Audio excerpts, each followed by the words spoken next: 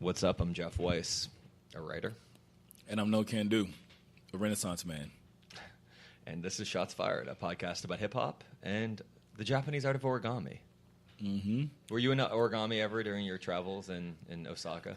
No, I do not. I can't really. My handwriting sucks. I don't have. That's calligraphy, James. I know, but I'm saying like my handwriting. Anything that takes like coordination with my fingers and patience. Anything with patience with my hands. I don't really got it. You know, but I do know that when my ex-wife was pregnant with my oldest daughter, who's 15 now, I bought her an origami book to shut her up. Was she into origami? No, she wasn't. But it kind of looked like a boring kind of thing to do. But I respect people that are into it. I mean, it's due for a hipster comeback, I think. Although that word has now been neutered. It had a thing. It had a thing in the 70s, right? Origami was popping in the 70s. Was origami popping? And then I think it was popping in the 90s, right? When was origami popping in the 90s? I mean, grunge. Not to say grunge, but I'm Lane saying Staley of Alice. The reason why we're speaking about origami because it was like it became relevant in the 90s. You know. Let's look up origami on Wikipedia. This is what they come for. Shots fired. I mean, it is pretty sick that people make cranes, I guess. The cranes is the entry level one. Yeah. Right? But then there's boxes and there's all kind of stuff. Apparently it's been practiced since the Edo period of 1603 to 1867. Hard. Yeah. Yeah. It's well, the Edo period in Japan is when that's when everybody was dying. That's why Japanese people are so polite is what I was told. Really? Because people were killing people for no reason all the time. And so they, I think Musashi Miyamoto's from that period, right? Don't know. I'll probably be wrong, but Blade Runner apparently had a lot of origami. But that period is basically that's like the gangster. That's like the gangster period in Japan. Just a lot of dying. Well, then it opened up right after it was over. I think towards the end of it, which is that is such a dick thing to do. Can you imagine the hubris of like how hard do you have to be like, we're killing each other right now. Yeah. This is the outside world. No, I mean none of that. No trespassers. Yeah. We're not doing business with you. You know what I'm saying? And they were trying to they're like, no, you can't come in. And which is you're right to be like. Yeah. It's interesting how it's like in the movie Black Panther, where in Wakanda, where it was kind of a similar thing, where they were closed off society, and that was kind of like how feudal Japan was. Yeah. And they were also going to try to steal things from China all the time. Did you like Black Panther? You had to, right? Why did I have to, bro? Because you're a Marvel guy, and that movie's amazing. I'm a DC guy, actually. You're a DC guy? Yes, I'm a DC guy. I didn't mean you had to like it because you're black. Okay, yeah. That was not what I was going for. That's not what you were saying. No, because it's like the best comic book movie. Now, look. I thought, but I'm not a comic book guy. This is what I'm going to say, all right? Here we go. And this is going to offend people, but... We're back. All right, look. The only black superhero... Black superhero. Blade, right? No, but Blade is tight though. Blade is a superhero movie that kicked off superhero movies, vampire movies, and action movies, and raves, basically. But no, it's Static Shock. Okay. So in the 90s, a writer who was known for some DC stuff and Spider-Man, he was a black dude. Yeah. In the same way, how it works in music, DC gave him his own imprint. And he created a comic book company called Milestone. And they created Icon, which is basically their Superman, Puerto Rican dude named Hardware. They had LGBT stuff. They had this character named Static, which is, I can go into why that could be controversial. But after that comic book got widely popular, black or white. It was a teen, After that, Milestone kind of folded, and all the indies folded, like Image Comics and Valiant Comics and all that. After they all kind of, was Image the one that? No, they weren't the one. That's with Spawn. Yeah, that's with Spawn. And those were dudes that were basically from Marvel. Okay, that rolled over to that. But so this guy basically Static, folded into the DC universe. Most other Black Panther, Black anything, Luke Cage. This was white people creating a black character just because this makes money. Okay. They were going to satisfy a market. From the 60s or 70s? From the 70s. It's like black exploitation. Yeah, interesting. Okay. Yeah. So me as a comic book fan, maybe my dad's generation are like that. Mm-hmm. What's up, Kitty? maybe my dad's generation would like that. I don't like as a black artist when somebody like creates a thing for me, you know? Yeah, like I want. So we're back with a little edit, but so basically, I like the Black Panther movie for what it stands for as a. I like what it stands for as a, for what it does for Black Hollywood. You know, what it does for the Marvel. I don't really care too much about the Marvel universe. It's like it's just rock'em sock'em. Yeah.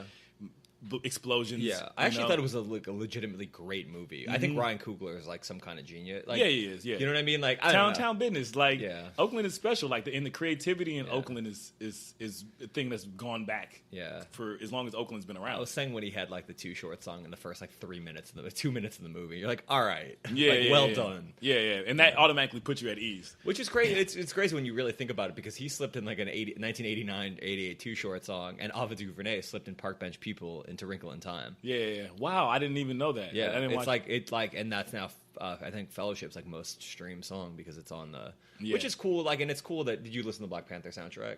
Yeah, I did. Yeah, a couple of really good songs on it. I mean, I love the SOBRB. The song. SOBRB. Look, bro, Vallejo as for rap, they brought my favorite rapper is one of my favorite rappers. We just had a Be Legit and E40 interview on Passion Noise.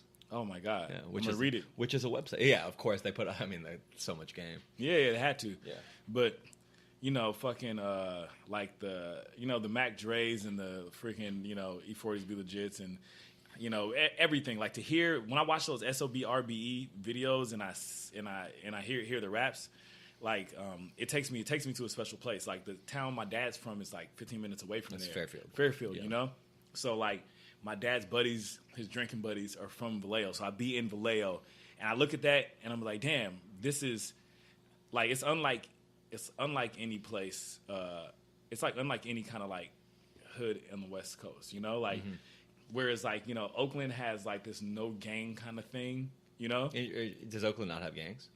That blocks and little cliques and crews. Really? Yeah. So it's actually like how Baton Rouge is. Like Baton Rouge doesn't have Bloods and Crips. Yeah. It just has like little like small gangs. Yeah. It's like mob. Like are we getting money together? Yeah. It's like that. Yeah. But Vallejo has like these two sides. Interesting. You understand what I'm saying? Yeah. And it's basically it's like Socials and the Greasers. Uh-huh. It's like like E40 and them. I think they're from like the hillside. Uh-huh. And not to say that they're both they're not kind of two tough areas. Yeah. But then the Crest side is like the place where it's like a little bit rougher. And I think the SOBRBE dudes are from the Crest side. And it's that. And I think Mac Dre was from the Crest side. So it's like that real wild boy kind of shit. You can hear them when they're rapping. You know what I mean? Like they have that growl in their voice. They don't give a fuck. Yeah. You can tell that shit, you know? They got the 1,000-yard stare in their voice. Yeah. You know what I'm saying?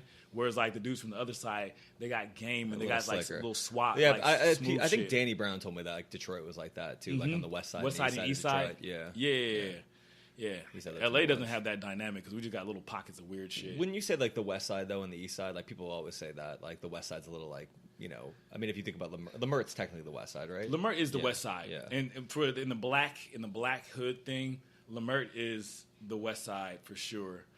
But I think like dudes I think if there's a project anywhere, like people from Venice and people from Watts, they're more similar than people from South Central.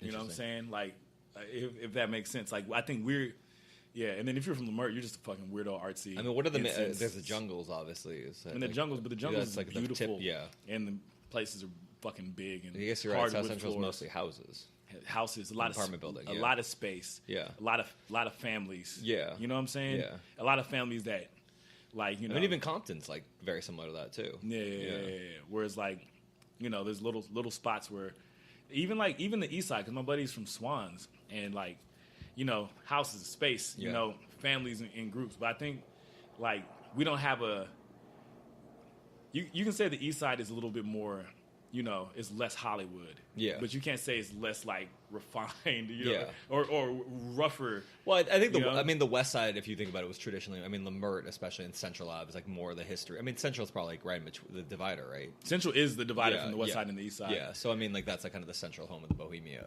Like I think Lemert, obviously. I call Hoover the actual divider, though. Yeah. The Hoovers as a group of people split. Yeah. A mentality, I believe. Yeah. You know what I'm saying? In what way? I think I think. Let's see.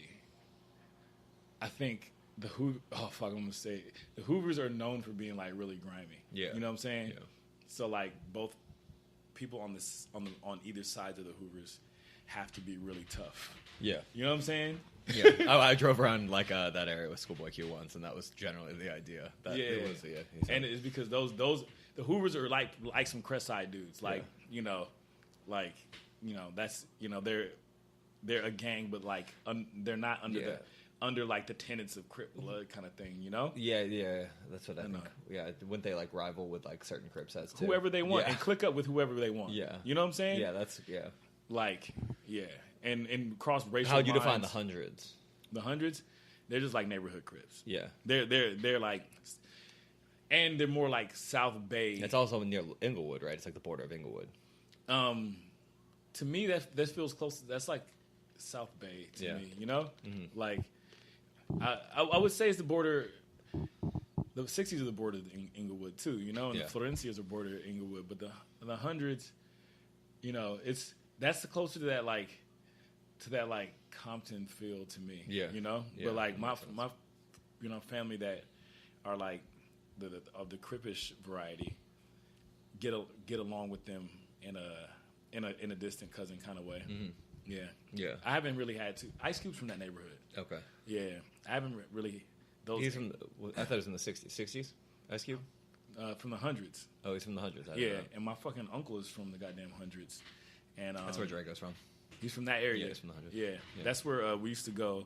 There's like neighborhoods over there that are like really like there's some really really nice houses over there. Yeah. And you know there's certain neighborhoods where you go on fucking Christmas to see the lights, or you go to their neighborhood for fucking trick or treat. Uh-huh. We used to go to the hundreds. We're from the 50s. Yeah. So we go to the hundreds because like, you know, you seen fucking like, you know, or one thing I liked when I saw the NWA movie is like when they were getting arrested and harassed by the police. Yeah.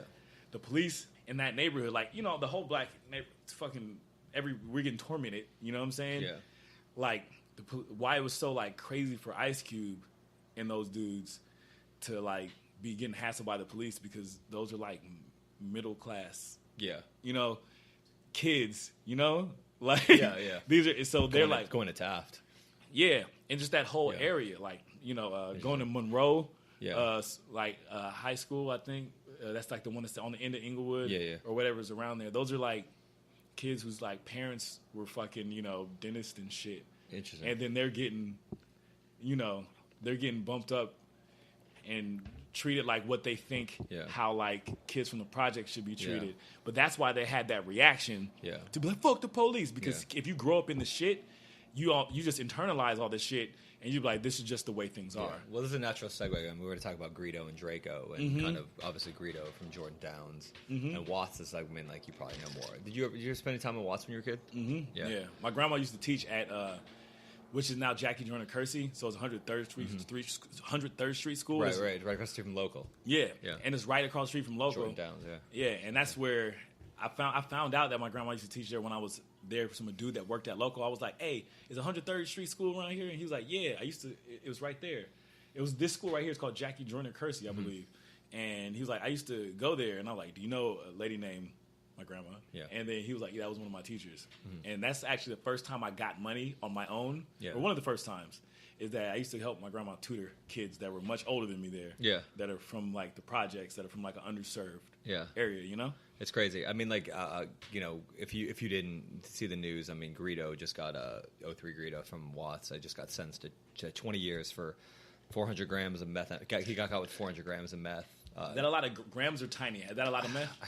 I think it was like, I thought it was 4 pounds, but like I saw it also reported as 400 grams. But is that a smokable amount or sellable amount? No, it's a sellable amount. It's a lot of meth. It's a lot of meth? And he got found with that and a gun. He had a homie, and like they were on like Interstate 40 or something in Texas, but like outside of Amarillo. Yeah. And they got knocked. And like it's fucked because like if you get caught with drugs, like if you have a murder charge, you can probably beat the murder charge because you have to have multiple eyewitnesses usually to convict, and have to be reliable eyewitnesses and like, but like drugs, that shit is like, and I guess he had 2 felonies that were enhanced from LA. Mm-hmm. So they were trying to throw him 300 years at him. They were saying, Really? yeah, and like he had to take Pussy ass cracker give a nigga 100 years. trying to give him 300 years. Yeah, You know? isn't that crazy? Yeah. So yeah, no, he and his dad I guess died when he was 30, and he didn't think he'd make it. He didn't know any. He's like, I didn't know anyone.